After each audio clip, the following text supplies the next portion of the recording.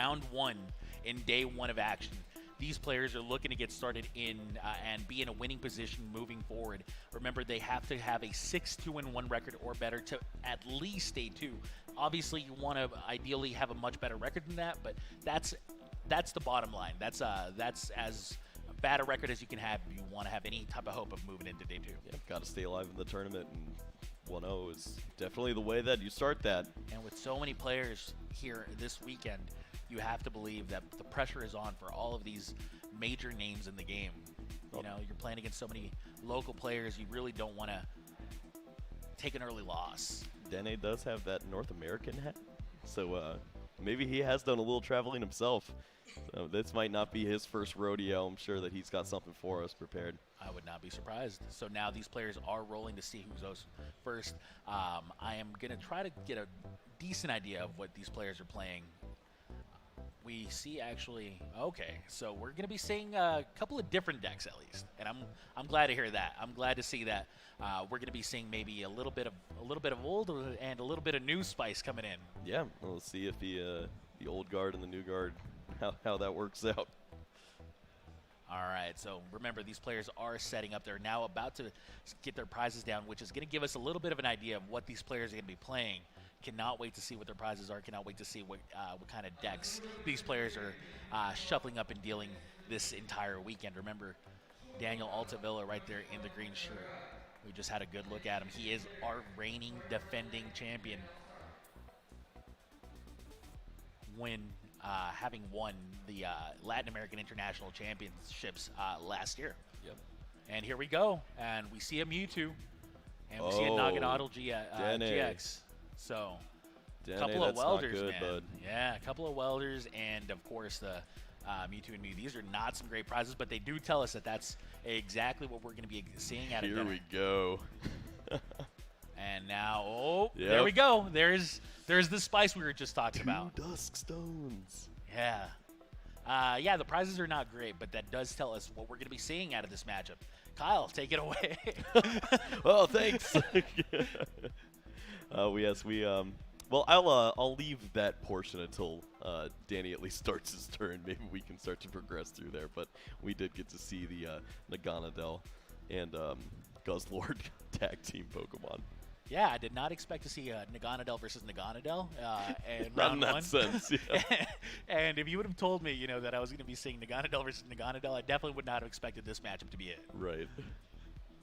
Now these players are deciding who's going first. I think we're just about ready for them to begin. So I cannot wait to see these two decks in action. Like we said, we've had Mewtwo and Mew tagged, and we've seen that deck in action at the World Championships where it had kind of its breakout performance, and it really delivered. I think that's the easiest way to say it. Mewtwo and Mew tag team was just dominant throughout that entire tournament with that perfection deck. Yeah. It's such an apt name for that deck. It's just got so many different ways to attack you, so many different ways to just start taking prize after prize, and its perfection ability is just used to, about as optimally as you can use it at this point. There's so many powerful attacks that you have access to in that from that one Pokemon. However, we thought that Mewtwo and Mew was going to be kind of, having its back against the wall this weekend. We looked at Mimikyu. We saw how there was an actual counter card printed to this Mewtwo and Mew tag team. And a lot of players were hesitant to play the deck, or at least they said they were hesitant to play the deck. We're going to be finding out throughout the weekend if that ended up being the case, and if this Mewtwo and Mew is going to be kind of an anomaly throughout the weekend, or if other players decided to just go with perfection and the raw power that it brings, and see if that's still going to be able to power through the potential Mimikyus that they're going to have to face. Yeah, we've seen some players using the Stealthy Hood as a way around that Mimikyu. Maybe that gives them the confidence that they need to continue playing the perfection deck. I believe we do see one from Dene, but maybe he just really doesn't think Malamar is going to be as prominent as we've all assumed it would be. All right, so we do have these players now setting up their, well, at least we have Denner here setting up his first turn of the game. He is finding these two Mewtwo and Mews. One of them is the active Pokemon. The other one now potentially going to be hitting the bench thanks to this tag call, this new card, this new item card out of this Cosmic Eclipse expansion. You see how it not only gets Pokemon, but it can also get supporter cards now too. It's just such a powerful item card, and it just allows these decks to kind of just flow much better than they've ever flowed before. Yeah. Grabbing that Cynthia and Caitlyn as well. Of course, he'd like to probably find a welder off of this Pokegear that's coming up. I'm not sure if he was able to check through as diligently as he wanted to. Maybe he's going to see that these welders are prized. He has 2 prized, so finding one in the top 7 here could be really tricky. Yeah, it's going to be tough for him to find the ideal supporter. Of course, it's going to be welder if he does find it. Only has access to 2 of them, though he doesn't quite know that and does not find it. I don't believe he found any supporter. I think I see Guzma. But, yeah, I don't even know. Yeah, he might have found it. Doesn't seem like it, though. So, yeah, it looks like he missed the entire supporter. Did not find anything out of that Pokegear. And with that Giant Hearth in play, he may be considering using it, that Stadium card, in order to find himself a couple of Fire Energies. But it seems like this start is not going the way he would have liked on this first turn of the game for him. So we'll see what he decides to go with here.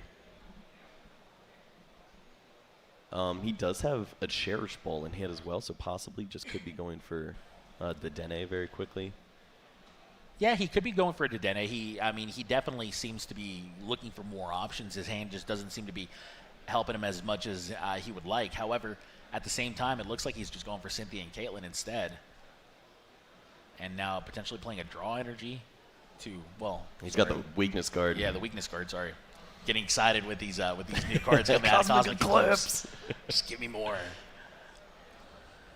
But, yeah, so that's not exactly what I would consider to be an optimal start. Yeah. Can we put it that way? He went very, very slowly. He has other cards that he could have played, but he doesn't want to lose those resources. And maybe he just knows that the Welder is going to be a really difficult card for him to find, so he's just going to play the slower approach and hopefully get there. I mean, maybe at this point he does have information at this as to how much of an uphill battle he's going to be facing when it comes to getting energy in play. Remember, Welder is not only your draw power, but it's also your energy acceleration. It just does so much for you. A Welder, of course, attaches up to 2 Fire Energies from your hand onto your Pokemon and allows you to draw 3 cards. So it just does everything, really. And now we see Tag Call being played by Daniel. And, yeah, we're going to have a lot of readers throughout the weekend. Let's put it that way. Denny's like, I know what that does. Naganadel and Guzzlord Tag Team GX. Not a card that I would have expected coming into this weekend. Honestly, I'm pretty sure it flew under the radar for many players. And funny little story. I got here, and one of the first texts I got from another player was, hey, do you have access to card? And I was like, why would I have those? I didn't bring those. And then he's like, oh, okay, well, thanks anyways, bye. Little did I know that this deck would end up being the reason why those cards were being asked. So I'm just excited to see how the deck does flow. Of course, we get to see a couple of these GX Pokemon on the bench. And really, Kyle, how do you think this deck is going to what kind of a play pattern are we going to be seeing out of the players playing this deck? So generally they're looking to use the Miss Magus and use the ability so they can draw all these cards and also take these prizes. They want to put themselves in range for Beast Ring so that they can start to accelerate some energy cards. Also, they'll have access to a better use of a reset stamp so that they can get their opponent on a low hand and really start getting aggressive with this Naganadel and Guzzlord GX tag team.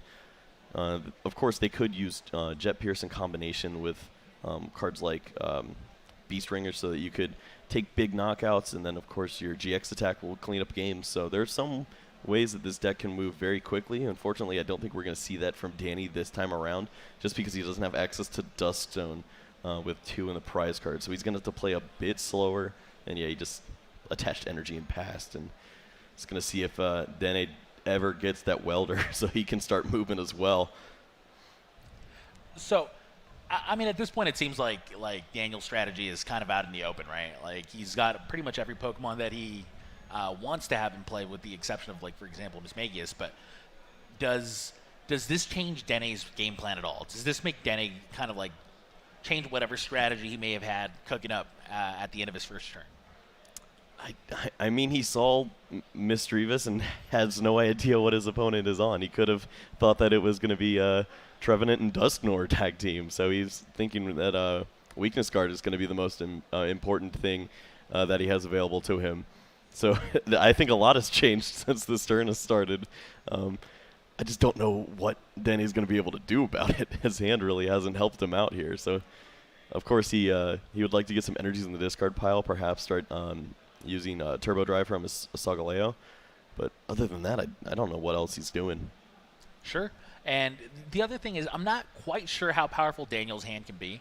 Or is right now, but I do know how powerful it can be. And if he has everything he needs access to, then we may be seeing just a blowout turn out of Daniel here if he finds the correct sequence of cards here. Yep. That's really the big question coming into this second turn here for Daniel Altavilla. Now, of course, we see the first Mismagius hit play. Remember, it's not going to be in play for long. That's probably the best way to describe this deck. Mismagius does not like to play Pokemon. It likes to go back into the discard pile and watch from the side. Yeah, the Mismagius does not believe that it belongs on the on the field. It believes that it's best used in the discard pile, and of course, Guzzlord doesn't disagree. At this point, really, what you want to do if you're Daniel, you want to kind of get it into your discard pile. You want to have your opponent go down to say less prizes. You kind of want to play a much quicker game than people are used to playing, and you kind of want to take advantage of that kind of a setup. Yeah, we'll never see Danny play another Pokemon from this point forward. He's going to get his opponent down to 4 prize cards, and then from that point, he's going to make you work through 2 tag team Pokemon so that it has to be an 8 prize game. So here's the big question. Does he have the B-strings? Does he have these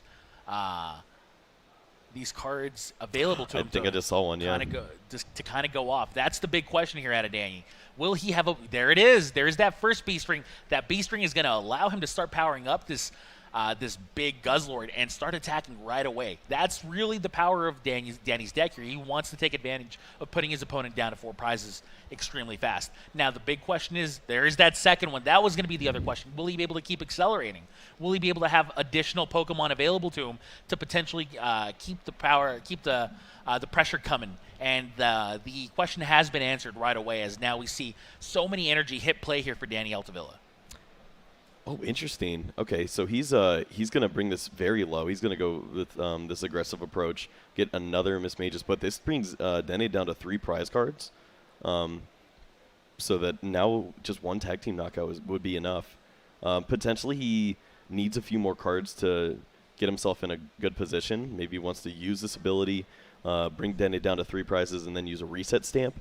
That reset stamp would be able to help him out with Dene not getting any of the cards that he needs access to, and then hopefully these Naganadel and Guzzler will be able to just run through Mewtwo's that aren't really charged up. They weren't able to find Welders. So now we're seeing the power of Danny's deck. We're seeing the power of Danny's deck in action, but you're absolutely right. That Mismagius coming into play really kind of confuses me. I expected Danny to kind of force his opponent to play an 8-prize game, so to speak. But instead, it looks like we may just be playing a 6-prize game out of Danny here. So he's going to go grab Mallow and Lana. This is going to help him with combating the amount of damage that he's dealing with throughout the rest of the game. He's going to try to keep this big hand for as long as possible. And I guess at this point, he's really just looking for reset stamp. He's given his opponent a lot of cards, and this is not a spot you want to be in. So now, Dene looking at this just dominant board out of Danny, honestly, really. Like, if you've never faced this deck before, you can't help but be surprised, right? Like, I think I just saw a B-string, by the way. I think I just saw the third B-string. Yeah, he has another. So there it is. There's a third B-string. We're now going to be seeing 6 energy come into play from Danny right away. Like, you have to feel like you made a great deck choice if you're doing this round 1. I mean, we haven't seen reset stamp yet. He has multiple order pads to help him find this card at the right point. I mean, it's such a weird spot because Dene really hasn't done much, but he has a huge hand. You can't feel comfortable looking at a hand that big, but putting your opponent down to 3 would probably feel pretty great. But yeah, it looks like he's gonna hold on to the Mismagius. He wants to keep that as maybe a backup plan. He knows that most decks are playing Great Catcher now, so the only way this Pokemon would be knocked out is perhaps a Naganadel Snipe in future turns. But if he can avoid that, he's in a pretty good spot. So now Danny passes the turnover to Dene. Well, by passes the turnover, I mean deals a Hits buttload him of in the damage. face. Yeah. And now Dene gets to take another turn. I mean, honestly, Danny's turn took something like 5 minutes there. It was such a long turn, but it just was full of so many actions.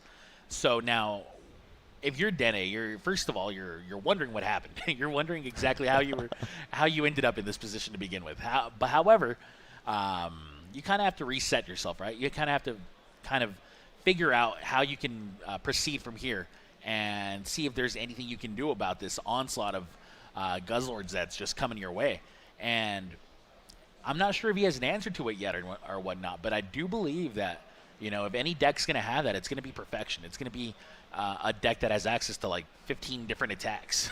So Dene did just use that Giant Hearth. He got himself a few more energy cards into his hand, really looking to thin out so that Pokegear has a little better success rate. He would like for the Pokegear to hit the welder so that maybe he can get something accelerated here. Get one big attack off potentially. Okay, so now, what Pokemon is Dene going to be looking for to put in his discard pile? I'm sure he'd love to see that Charizard GX that does 300 damage for his GX attack. That'd be huge. It'd be a big knockout here if he was able to find Welder to go with it. But, man, he just doesn't have that. Yeah, I don't think he has access to very much. He might just be looking to accelerate some energies with Solgaleo, and hopefully this second Mewtwo would be able to put the grunt of the work in. Would something like Mallow and Lana be able to help you out in this position if you're Dene? Well, your opponent's hitting for 210, so healing off that amount of damage, I don't think that would be very beneficial. Now. Yeah. So. And he knows that his opponent has Mallow Lana as well, so hitting for 120 feels really bad. This may be a quick game one, honestly, and I'm really kind of flabbergasted at this deck. Like, I had heard rumblings of something along these lines, but I had never seen it in action. When we're talking about Mismagius with Guzzlord, these are not Pokemon that you really expect to be coming at the coming into the international championships. I know that there has been a little bit of, I don't want to call it hype because I think that that's probably the wrong use of the word, but there's been some talk of this deck potentially coming up, but nobody really gave it the credit that it deserved. And this is another big reason why it deserves the credit that it does. You have access to so many different little combinations of cards that are just usually reserved for decks like Pidgeotto, for example. Right. So when you put yourself in a position where you're giving your opponent prize cards, Lieutenant Surge is going to be so helpful for you using multiple supporter cards. But that's the beauty of this deck. You give yourself so many supporter cards to use that you're always going to be in a spot that you feel favorable. You're going to have consistency always working for you. You have Pokemon that give you cards, and you have so many plays that just intertwine with each other that are so helpful. Starting off with that Surge into the Bill, also gets to use this third supporter now because he is behind. Mallow Lana is going to take the damage off. How about that one, Kyle? Really, how does that feel if you're Dene? If you're in Dene's shoes and you see this happen to you? He knew it was happening. He just couldn't stop it. And there is the Beastbringer as well, taking 1, 2, 3, 4. Prizes. Yeah, well, yeah, you're right. Yeah, that's downright okay. So now we see Danny go from being down 2 prizes to being up 2 prizes, and we're seeing that just one turn later. Literally one turn later, that's the outcome that we have. He's in the most beautiful spot. His opponent is not set up. He has 2 full Pokemon that are ready to play, and if anything weird happens with a reset stamp, he has that backup in the Mismagius to just fill back up and attack again. So he's got everything going for him right here. Dene is going to make him, of course, run through all those options with that reset stamp play, hopefully putting Daniel down to 2 cards that are unplayable, but he does have a lot of supporters in this deck. Yeah, we got a peek at Dene's hand right there, and we got to see that really it was full of nothing. He's just missing that welder engine so bad, and that's really kind of what Perfection relies on in a sense. This is when the game gets scary. Dene does not want to play to Dene because now his opponent just needs Great Catcher to win the game. He's down to 2 cards, so if any of these are Great Catcher, potentially Order Pad into a Great Catcher, he can just lock this game out on knocking out the Dedenne.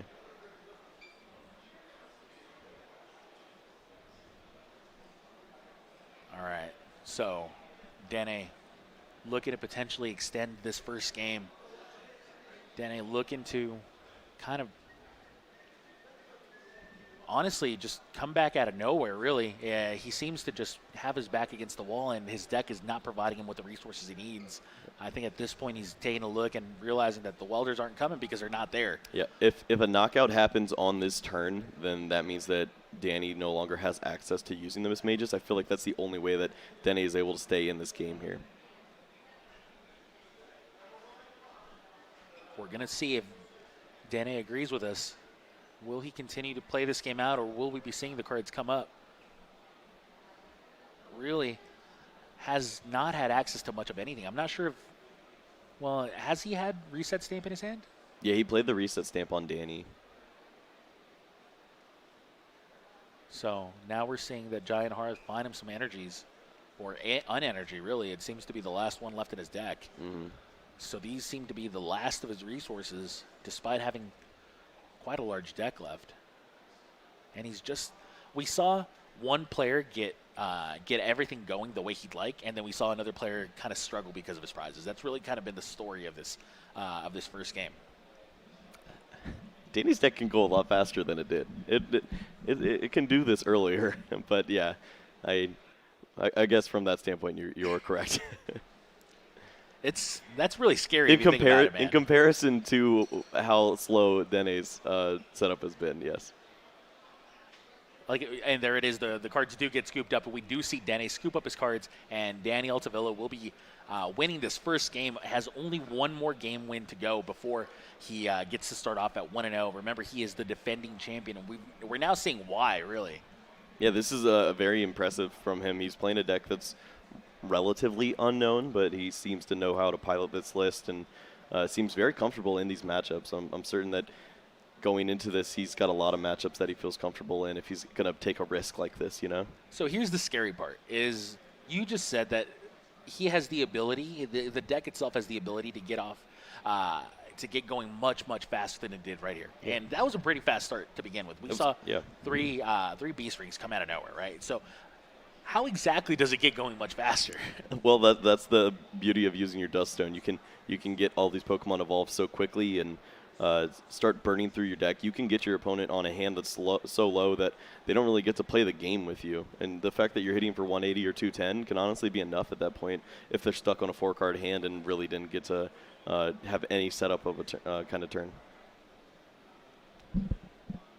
So now if Danny can get going even faster, then we're just going to be seeing kind of fireworks happen. And especially with Danny's hand speed, that's yeah. It's a dangerous combination, Kyle. This man moves quick. His deck moves quick. It's a way to quickly get to day 2. The desk may melt away before we even get started in this weekend. Hope we have a replacement back here somewhere. And we do see both players shoveling up. Remember, Danny does have to win 2 more games. 2 games in order to go 1-0 here in this first round. And Danny only needs 1 additional victory.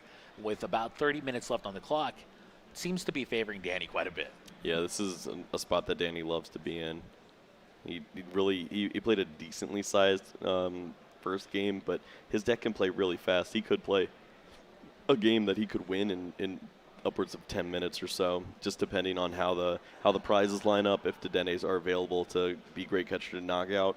So if he does happen to fall in this game 2, he could certainly take game 3. All right, Mr. Analyst.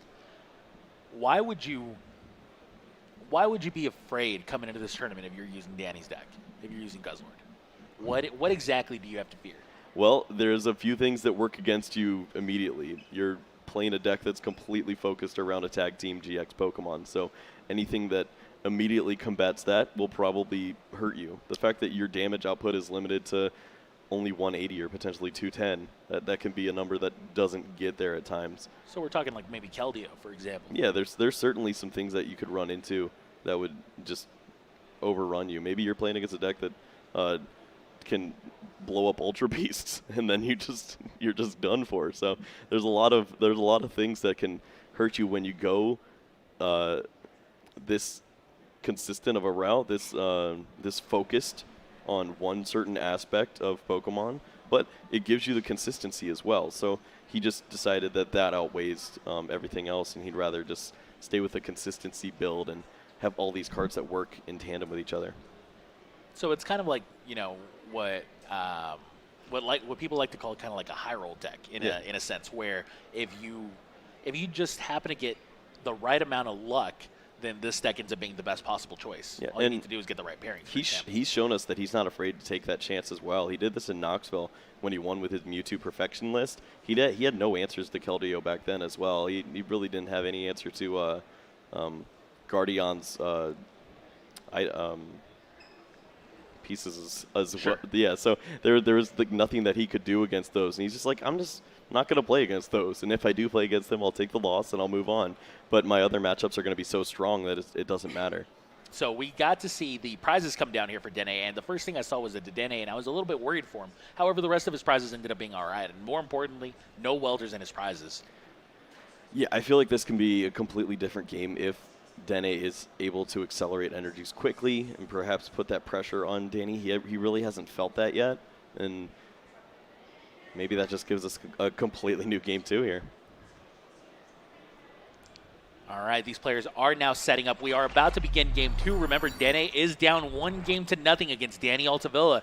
Danny starting here with this Naganadel and Guzzlord, and on the other side we see Dene starting with Dedenne. So we saw one Dedenne prize. We see the other one kind of being the active Pokemon, the starting Pokemon here for Dene. So that's not where you want to be if you're Dene. Yeah, this is bad. He does not want to start with the Dene. Fortunately, it does only have that 1 retreat cost, so potentially you could work your way out of it. But having this Pokemon down is a pretty big liability, especially if you have to start playing others. It's just such an easy knockout for the Naganadel and Guzzlord. I like how the first thing he's looking at is welder, making sure there's multiple welders in there. They do exist. And you kind of have to feel bad for him, right? Like, you know, we got to see how, and it may not have been the ideal start for Danny, but it was pretty close. It was not bad. It was good. It was absolutely good. And we also got to see the other side of the coin. We got to see how, remember, this is the first round. This is a tournament that I'm sure that Danny has prepared, you know, countless hours for. And to start off the way that Game 1 did just cannot feel good. And you kind of have to, like, shrug that off. If you're Danny, if you're in his seat and you just had that abysmal Game 1, really what you want to do is kind of shake it off and forget about it, and hope that Game 2 just goes a little bit better for you. Yeah. Now, starting with the Dedenne and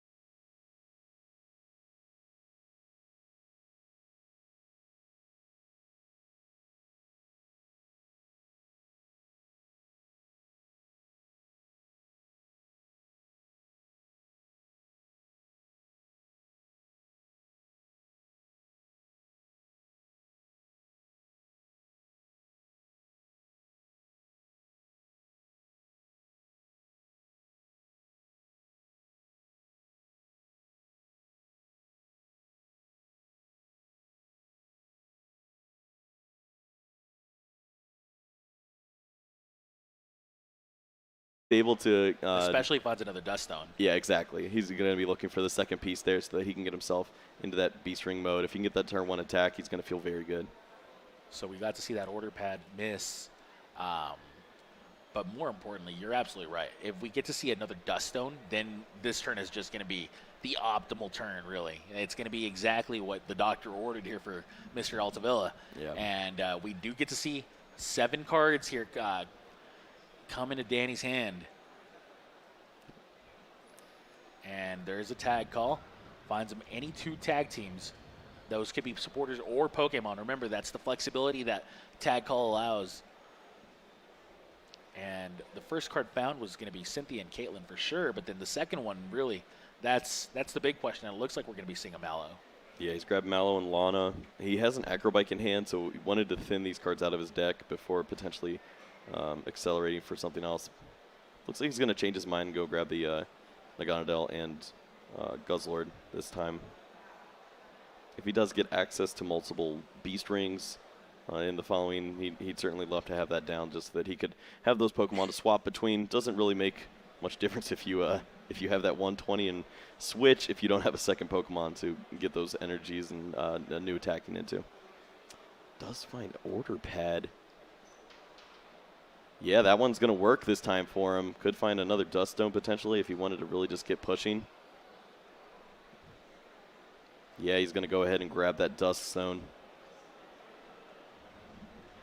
All right. So remember, this Miss Mage is exactly what we wanted to see here. That Dust Stone is going to be huge here for him. That's going to be that second knockout potentially here for Danny Altavilla. Remember, this is the first turn of Danny's for Danny here in this second game, and we see that Guzzlord now. Now, the only thing missing is going to be the Beast Rings. Do we have them in hand?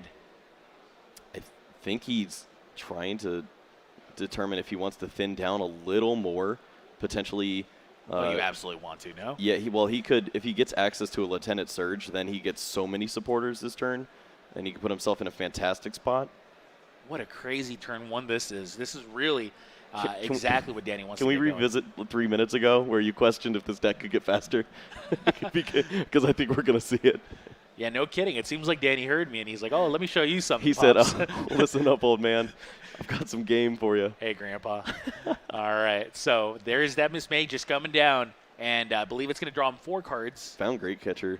I don't know if that's going to help him too much here. Does find that Beast Ring. There's that Beast Ring. 1 Beast Ring found, but 1 Beast Ring is much better than none, and that's going to be some much-needed energy coming down onto this Guzzlord.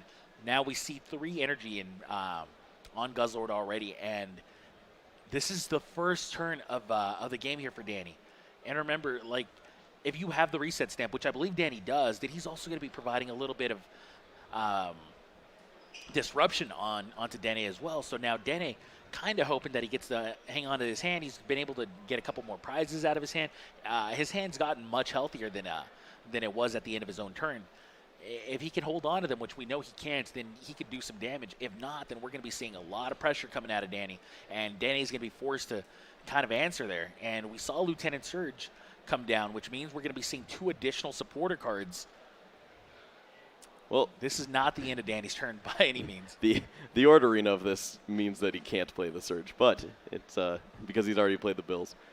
Oh, he ended up playing the Bills for yeah. Sure. He wanted to. Right. He was trying to go deeper and find the Surge first, but he wasn't able to get that, so had to settle for this play. But if you're going to settle for anything, taking a 3-prize knockout seems pretty okay.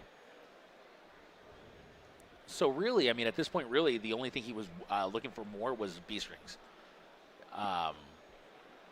But he's plenty happy with the way this turn's working out for him. And there it is, that reset stamp. His opponent has already played 2 Dedenne, so this 4-card hand is really going to be difficult to work around. We don't see a Giant Hearth, so maybe even a Welder top deck wouldn't be enough. You'd need the Fire Energy to go with it. And here's the other problem is we know the other Dedenne is still prized. I like this. He's actually going to go ahead and put the damage onto the Mew Mew. He wants to knock this Pokemon out for 4 prizes and then have access to his GX attack. He doesn't want to take a Dedenne prize. 3 is an awkward number for him. He doesn't really win the game with his GX attack. He still has to work through a Mew Mew, so might as well attack it now while your opponent's got 4 cards and only 2 energies. So now Dene, does he have help from his hand? Potentially. There's a Pokegear And potentially. a Giant Hearth as well. Yeah, there's. I mean, there's really what you need more than anything. At this point, really, you're just hoping to find the right Pokemon in your discard pile. There is a Solgaleo, but Charge up these to Dene, get them ready. yeah, there's a Solgaleo, but no Mewtwo and Mew in the discard pile or in the bench. Yeah, I think that's one in hand. Maybe. Who knows? It's kind of hard to tell right now, but we do see that Giant Hearth come down, and we do see 2 Fire Energies coming out of Dene's deck and being added to his hand. So that's going to allow him to welder if he finds it through the Pokegear. That's going to be one of the big questions that gets raised here in this on this turn. Will he finally find the welder that he needs? Remember, I believe he still has 3 left in the deck. This is the scariest part about playing the Perfection list is that you're using Pokegears trying to find welders, and the odds are generally not in your favor to find a welder, especially as soon as I use it. I know I'm never going to find it, but maybe Dene does have a little better luck here for him. He does have those energies ready to go. It's the superpower. All right, so Pokegear, here it comes. Remember, look at the top 7. Find a welder. That's basically what the card says. Does it? Well, hope to find a welder anyway. Oh, hey, look, it worked. You're right. There's that welder. You found 2 of them. Pokegear, working the way it was intended to work when it was created. And that welder will find not only some energy for that Mewtwo and Mew, but also going to be finding 3 additional cards for Dene. Now, the question is, does he have a Mewtwo and Mew in his hand? That's really what he wants to start doing. If he has a Mewtwo and Mew in his hand, then he can start. Then he can play the welder onto that Mewtwo and Mew, and then use Solgaleo to power it up some more. I think he's just looking for Charizard. If he finds Charizard, he takes the knockout. His opponent is out of Beast Ring range, and he can just win the game. If he has the Charizard, yes, but he's got to find it. It looks like he's just going for the Mewtwo and Mew on the bench, so maybe he's not going for that play. Yeah, he'd have to find it as well as discard it, which would be really difficult to do. That might have been his best possible play, though, given the situation. Yeah, I mean, if you knock out this Pokemon, what does Danny do? It's over. Like he can't single energy anymore. attaching and steering at a Pokemon with 4 energies. Yeah, that definitely would have been the way to handle that. However, he did not opt to go with that line of play, and that worked out for him because he would not have found the sequence of cards that he would have needed. So he went with the safe route. It's going to be an uphill battle for him to come back and win this game, but at the same time, he no longer had to kind of hope to just draw perfect off of that 3-card draw from Welder. Absolutely 0 hindsight bias. I see. That's beautiful. Yeah, this is where Danny's gonna be able to flex. He's got Lieutenant Surge. He's gonna be able to use that Cynthia as well. So he's getting access to a ton of cards. What a combination! If he's able to find that Beast Ring, he doesn't have to worry about this Pokemon being knocked out because he'll have access to another Pokemon. Potentially Mallow and Lana as well. And what Cynthia and Caitlin find? Couldn't tell. He actually played that real quick. Maybe it was the Bill. Oh, yeah, it might have been Bill. That would make sense. And we see that other Mismage just hit play. We've seen him threaten to potentially use that in the past. Now, the truth is that there's still a lot of pressure on Danny, right? Like, there's a Mewtwo and Mew that is now fully powered up and has no damage on it. And he has no other energy in play besides the energy that he has on his active Guzzlord. He does not find Beast Ring, but he does have Order Pad and Acrobike.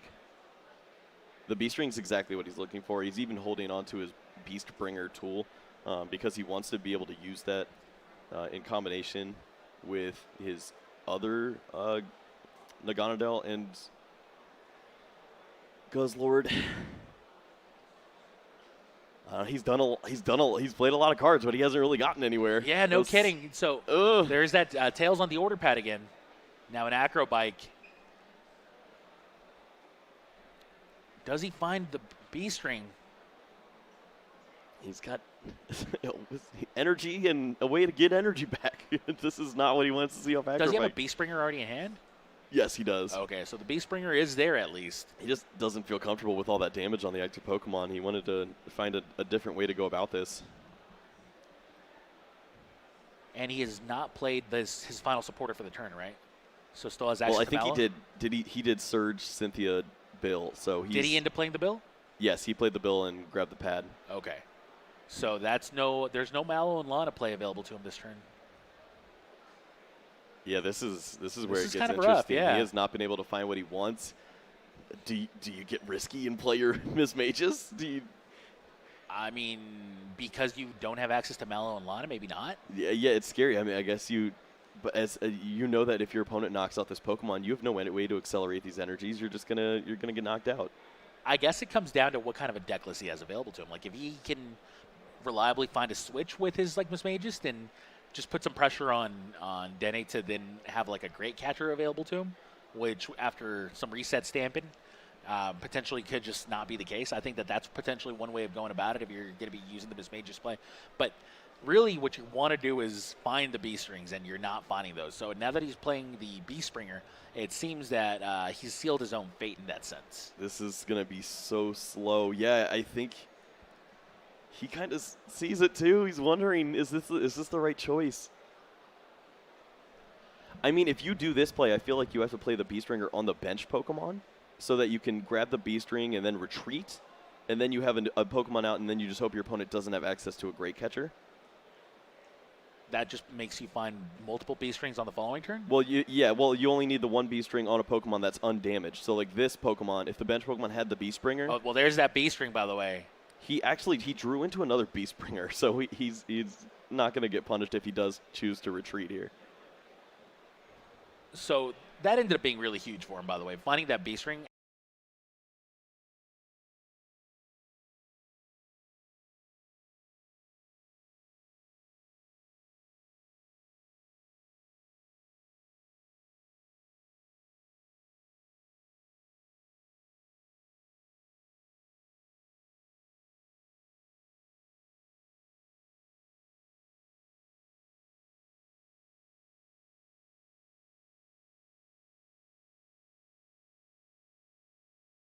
because he found another one, and that reset stamp just so crucial card here it played, as now you're shuffling your hand back into your opponent's hand back into his deck, and remember he's now going to be forced to find something like a great catcher in order to steal this game, and Danny hoping that doesn't happen, as with this potential play, really you only give Danny a couple of turns to seal a victory. Yeah, so options that Dene has available to him, if he's able to draw into perhaps having that Naganadel GX into his discard pile along with the Psychic Energy, he'd be able to snipe, knock out that Naganadel and Guzzlord. That's such a weird combination of Pokemon to say. He does have 2 Tag Call along with Pokegear. He can really thin out his deck if he wanted to. Found the Naganadel as well. There is a huge Naganadel GX. Yeah, this is big. So how do you power it up? He can get it into the discard pile by any tag supporter, just discarding it, but he needs to find the Psychic Energy to go along with it. He has access to Giant Hearth. Maybe has not played a supporter this turn, right? Yeah, of course not. Yeah, so he has Giant Hearth as well as a way to discard it, and could get multiple energies that way. Could really just thin out all the way and get himself into a welder for the draw. I don't know what the best draw supporter would be for him to find that Psychic Energy, but he's pretty much down to that out potentially. And how many Psychic Energies are left? 2, maybe? I'm not seeing right, any yet. Yeah, he had 1 on the active There's Pokemon one. that was knocked out, so maybe finding this would be very difficult. I see 1 Psychic Energy in the deck so far, but his list seems to have quite a few. Or maybe not. No, looks like there's only 2. Yep, so he's got 2, there's one so he's left. got access to Yeah. 1. All right, so, I mean, he's got the play available to him. That Naganadel was huge to find, but then there's no Psychic Energy in play. Gonna have to find it. Looks like going for a Guzma play. I mean, even finding Charizard in a way to discard it would be a way to take the victory here. How? There's no Energy Spinner? No, of course not. Oh, he's got the forest. Okay, so that will be able to. Oh, okay, so Viridian, yeah, that's huge.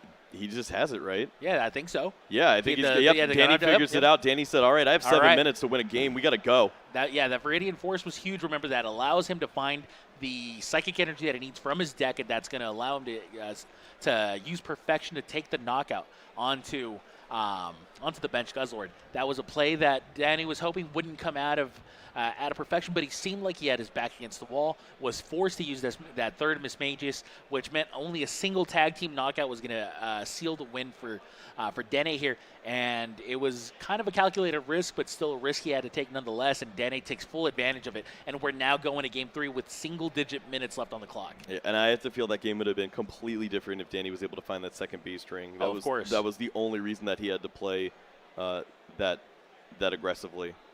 Absolutely. So Danny telling all his friends, I won Game 1. So here's the other thing, too, is if there's any deck that can still pull off a victory with so little time left on the 100%. clock, it's going to be this is exactly this. Yeah, like everyone else would be terrified to play a game with 7 minutes, but this is where Danny plays.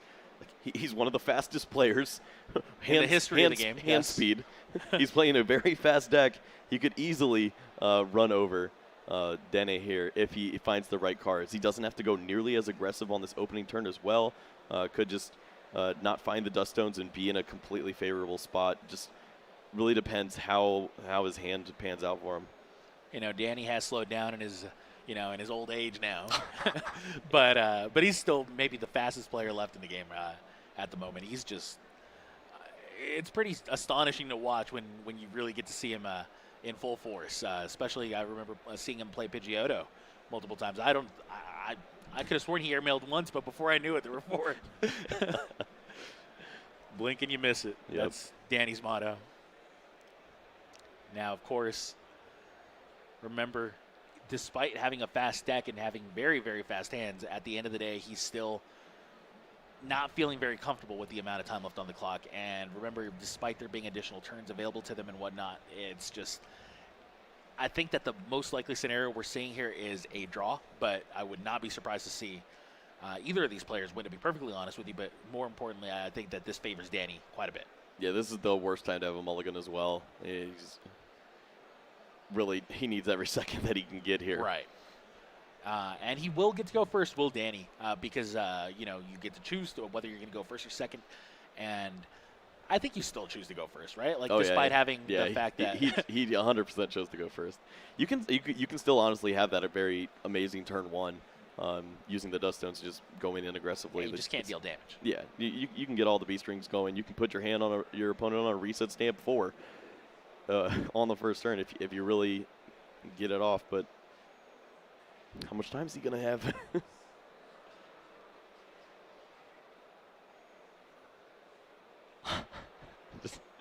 You can feel it, the intensity.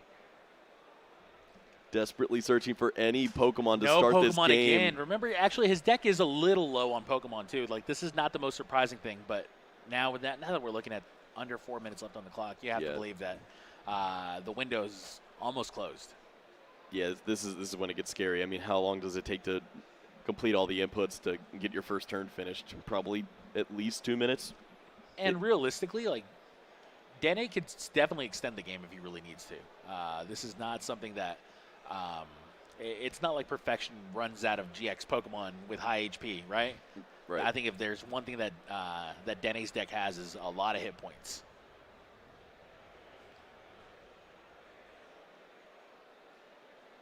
All right, so some prizes now coming down for both players. Remember, they are about to shuffle up. Well, they're about to deal out their starting hands and get this Game 3 underway with about 3 minutes left on the clock.